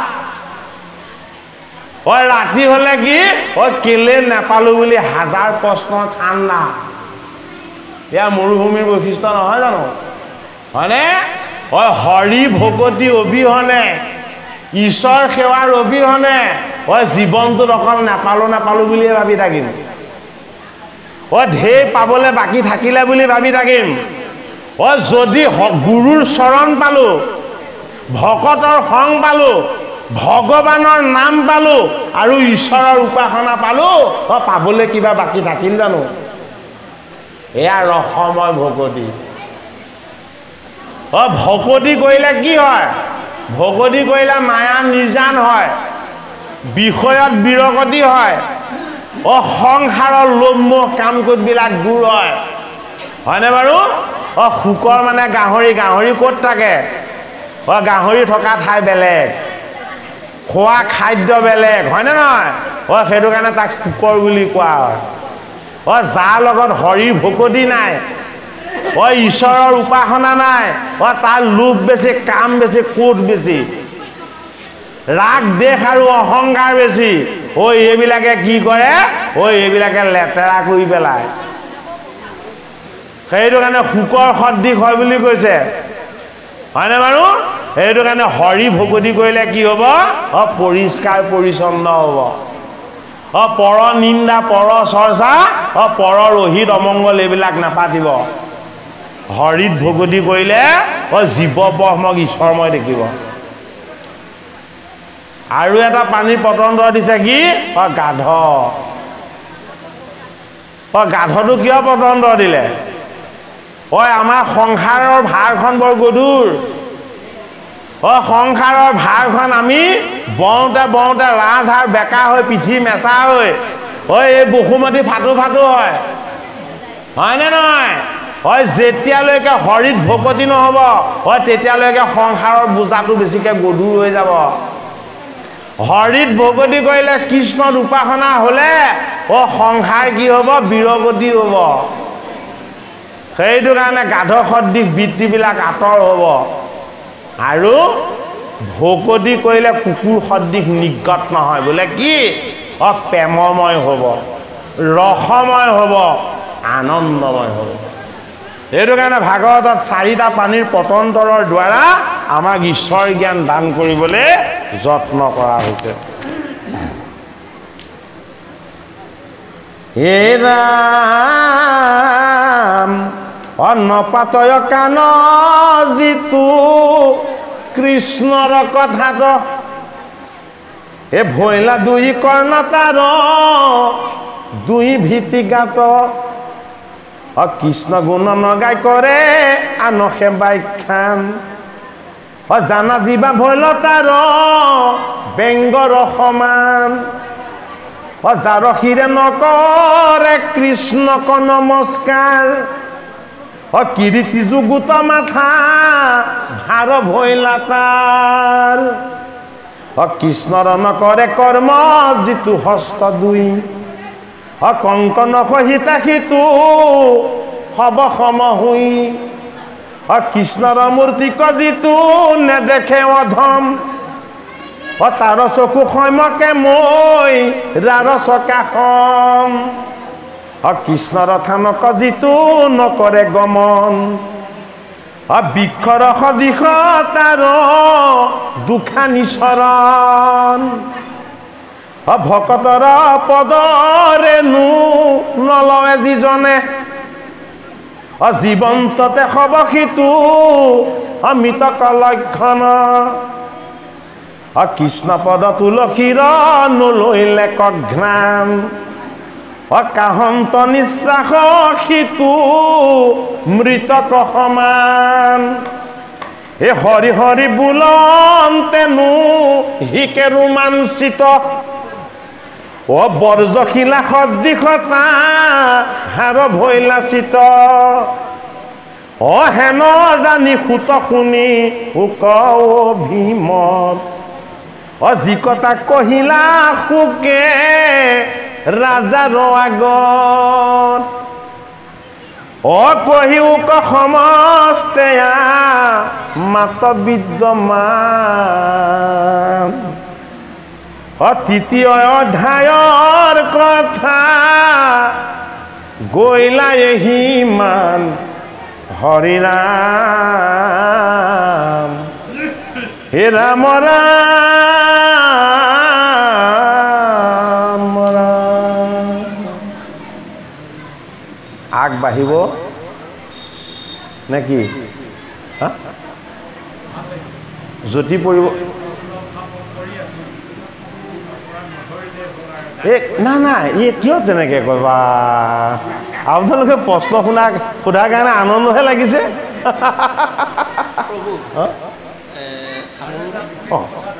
যদি পৰিছে ন আপোনালোকে প্ৰশ্ন সোধাৰ কাৰণে আমাৰ আনন্দহে লাগিছে আকৌ আপোনালোকে কিয় তেনেকে কৈছে কিবা এটা সুধিলেহে ভাল লাগিব আমি সকলো কথা জানিবই লাগিব বুলি এনেকুৱা কথা নাই নহয় হয়নে নহয় এয়া হ'ল ভকতৰ সংগমস্থলী ইয়াত সকলোৱে সকলোৰে কথা মুক্ত মনে কৈ ঈশ্বৰৰ কথাৰ ভাগ সকলোৱে ল'ব এইখন সকলোৰে সমন্বয় ক্ষেত্ৰ হয়নে নহয় আমাক আসনত বহুৱাইছে বুলি আমি ইয়াৰ সকলো গুৰি ধৰোঁতা নহয় নহয় আপোনাৰ ভকত সমস্তৰ ইয়াত সমান অধিকাৰ আছে ঈশ্বৰৰ কথা সকলোৱে সুধিব পাৰে আমাক কিবা এটা ক'ব লাগিব নহয় জানো বাৰু গতিকে আমি আপোনালোকৰ প্ৰশ্নত আমি আনন্দহে পাইছোঁ দেই কৃষ্ণ পানী নে খাব পানী খাব পাৰিমনে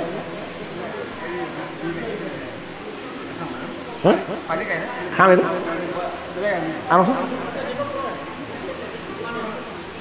আনচোন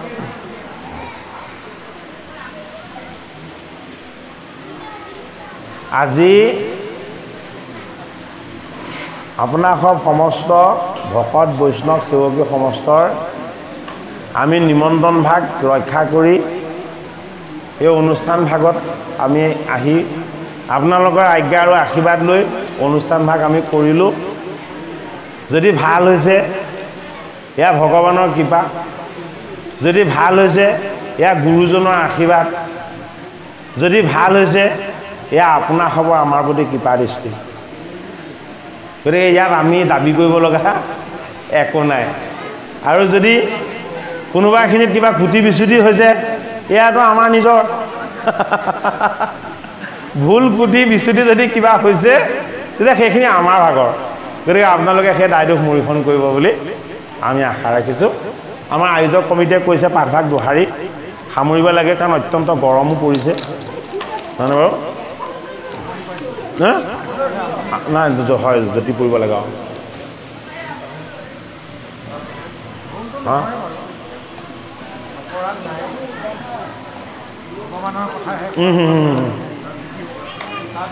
কৃষ্ণ হয় হয় এ ৰাম হেন জানি সুত শুনি কৱ ভীম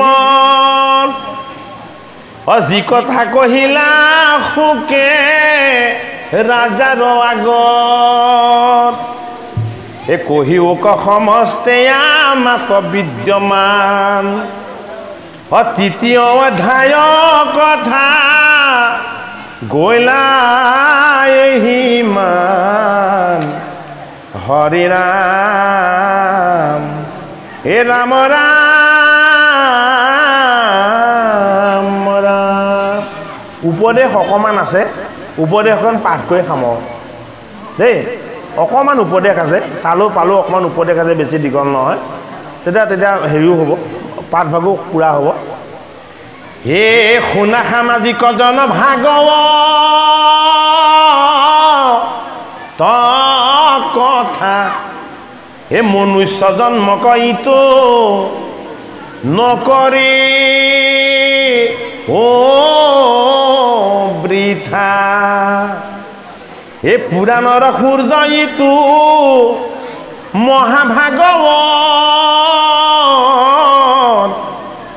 ব্যাস মহাঋষি আৰু কহিছা মহত হে আর অন্তর্গত পর মার্থ কথা যত মই মাত্র জানো নার দর প্রসাদত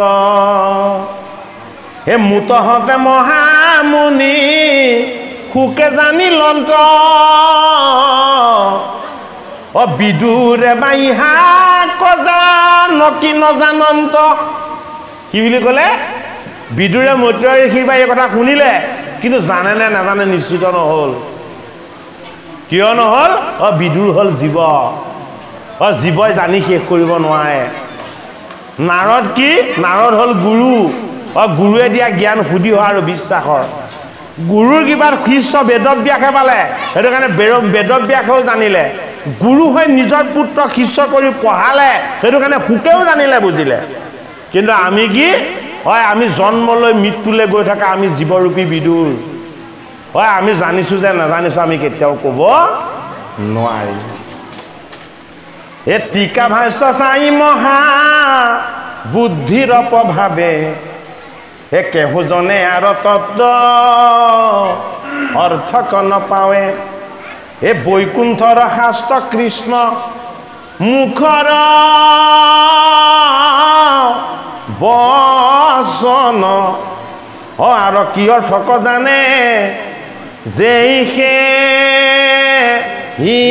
ইজন এই শুদ্ধভাৱে লৈলে যিটো কৃষ্ণক শৰণ এ ভকতিৰ প্ৰসাদে নিৰ্মলজাৰ মন এ শিশি মহাজনে আৰু তত্ত্বক জান ভাগৱত পুৰাণৰ কহিলো নিৰ্ণয় জানিয়া কৃষ্ণত কৰা একান্তে ভকতি এ কলিযুগে কৃষ্ণ নাম কীৰ্তনেহে গতি এ বিশ্বামিত্ৰ পৰাশৰ আদি মুনিগণ এ জলবায়ু পত্ৰ মাত্ৰ কৰন্ত ভোজন কামিনী জনৰ মুখ পদ্ম সুললিত দেখি তাৰা সবুৱাতি ভৈলৱী মোহিত দধি দুগ্ধ ঘৃত মিছ কৰি শালি অন্ন পৱন্ধীয়া পতিনিতে ভুঞ্জে যিটো ৰণ সিউজনে পাৰে যদি ইন্দ্ৰিয় জিনিত বিন্ধাগিৰি পাৰে তেবে সাগৰ তৰিত ইন্দ্ৰিয়ক জিনিবাৰ আছে যাৰ মতি এ সততে কৰিবে যত্ন সন্তৰ সংগতি আমি আমাৰ এই গোবৎসৰূপী ইন্দ্ৰিয়কেইটাক দমন কৰাটো বৰ জটিল পাঁচটা জ্ঞান ইন্দ্ৰিয় পাঁচটা কৰ্ম ইন্দ্ৰিয় বোলে কি এইকেইটা বাহ্যিকমুখী ইহঁতি সদায় বাহিৰৰ ফালে যাব বিচাৰে সেইটো কাৰণে সিহঁতক ধুনীয়াকৈ ৰছী এডালে বান্ধি মেলি তাক চৰাবলৈ নিব লাগিব কোনে নিব কৃষ্ণ গোসাঁই নিব এই গোবৎসকেইটাক চৰাবলৈ কৃষ্ণ গোসাঁইক নিবলৈ দিব লাগিব এইটো কাৰণে আমাৰ দেহৰূপী যশোদা মাতাই ৰাতিপুৱা শুই উঠিয়ে জগাব লাগিব কাক কৃষ্ণ কানাই হে হৃদয়ত শুই থকা কৃষ্ণ কানাই তুমি উঠা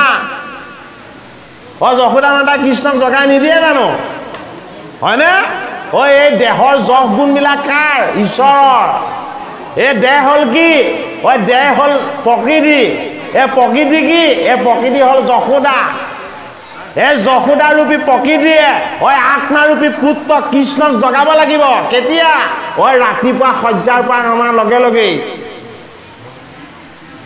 হে যশোদা মাতা হয়নে আমি তেওঁক চিনি পাব লাগিব এই দেহৰূপী যশোদাই দেহৰ ইন্দ্ৰিয়ৰূপী এই গোবৎসবিলাকক চৰাবলৈ আত্মাৰূপী পুত্ৰ কৃষ্ণক কয় বোলে হেৰা কানাই উঠা আনন্দবন বৃন্দাবন ধামলে এই কৃষ্ণ গোসাঁই গোপাসনা কৰিবলৈ কৃষ্ণ গোসাঁই আনন্দৰ ভাগ ল'বলৈ এই গোবৎসকেইটাক লৈ যোৱা এই 10টা কৰ্ম ইন্দ্ৰিয় এটা আমাৰ অন্তৰ ইন্দ্ৰিয় একাদশ ইন্দ্ৰিয় এই একাদশটা ইন্দ্ৰিয় বাহ্যিকমুখী এইটো কাৰণে বাহ্যিকমুখী ইন্দ্ৰিয়বিলাকক কি কৰিব লাগিব ঈশ্বৰৰ চৰণত আশ্ৰয় কৰিবলৈ দিব লাগিব ঈশ্বৰৰ চৰণত যদি ইন্দ্ৰিয়বিলাকে আশ্ৰয় লয় ইন্দ্ৰপ্ৰস্থ হ'ব সেইটো কাৰণে পাণ্ডৱৰ ৰাজ্যখনৰ নামটো কি আছিলে ইন্দ্ৰপ্ৰস্থ লম্ব হৈ ইন্দ্ৰিয়বিলাক থিয় হ'লে নহ'ব এই ইন্দ্ৰিয়বিলাকক প্ৰস্থ কৰি ঈশ্বৰৰ চৰণত শুৱাই দিব লাগিব সেইটো কাৰণে ভকতৰ সংগ লাগিব ভগৱানৰ নাম লাগিব এই সৎসংগৰ যোগেদিহে কি হ'ব ঈশ্বৰৰ আনন্দ ভাগ আমাৰ লাভ হ'ব সেইটো কাৰণে ইন্দ্ৰিয়ক জিনিবলৈ বৰ টান আমাৰ ইন্দ্ৰিয়কেইটা কি বৰ দুৰ্জয় ভগৱান কৃষ্ণক অৰ্জুনে প্ৰশ্ন কৰিছিল যে হে সখা এই দুৰ্জয় ইন্দ্ৰিয়কেইটাক কেনেকৈ দমন কৰিম ইহঁতি মোৰ কথা একো নুশুনে তেতিয়া কৃষ্ণই কৈছে অকণো টান নহয় বোলে কি অভ্যাস কৰিব লাগিব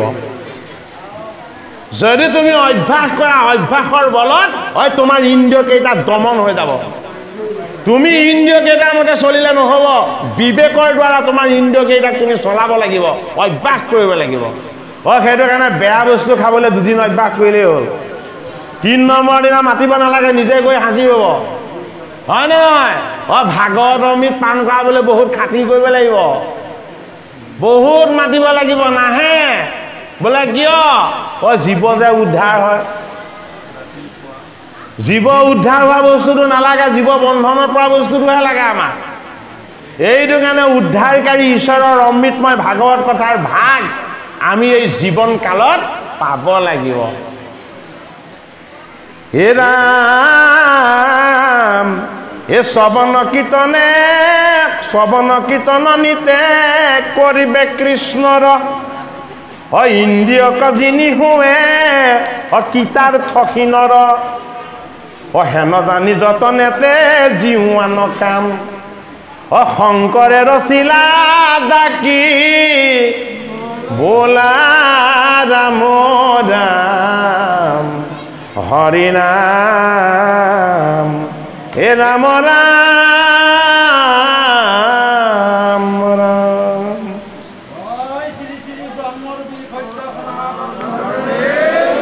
কৃষ্ণ কৃষ্ণ এ শ্ৰৱণ কীৰ্তনে নিতে কৰিবে কৃষ্ণ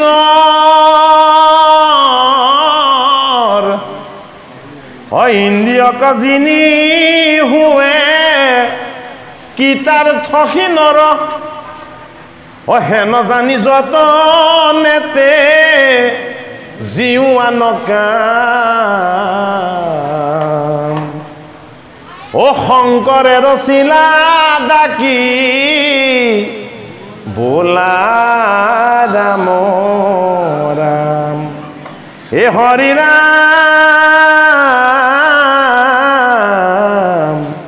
হে ৰাম ৰাম ৰাম হৰি ৰাম জয় ৰাম জয় নাৰায়ণ জয় কৃষ্ণ জয় জগৎগুৰু শ্ৰীমন্ত কৃষ্ণ অপৰাধ বিনা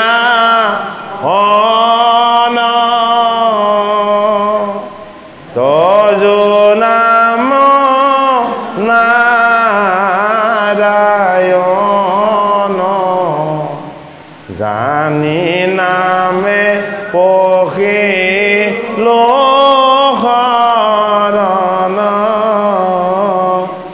আনগতি নাহিকে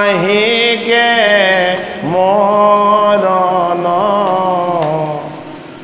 অপৰাধ ক্ষমা কৰি তুমি দয়া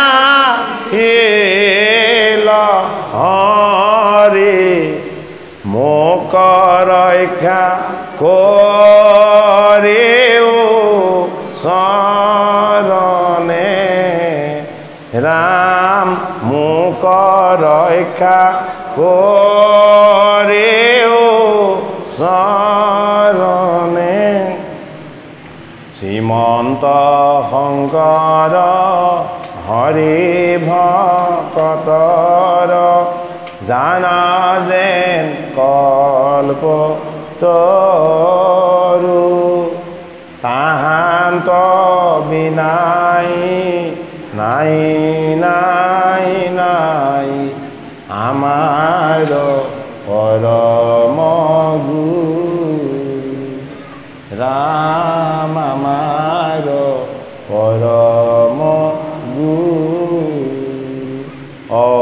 হৰি ৰাম নম নাৰায়ণ নম নাৰায়ণ নম নাৰায়ণ কৃষ্ণ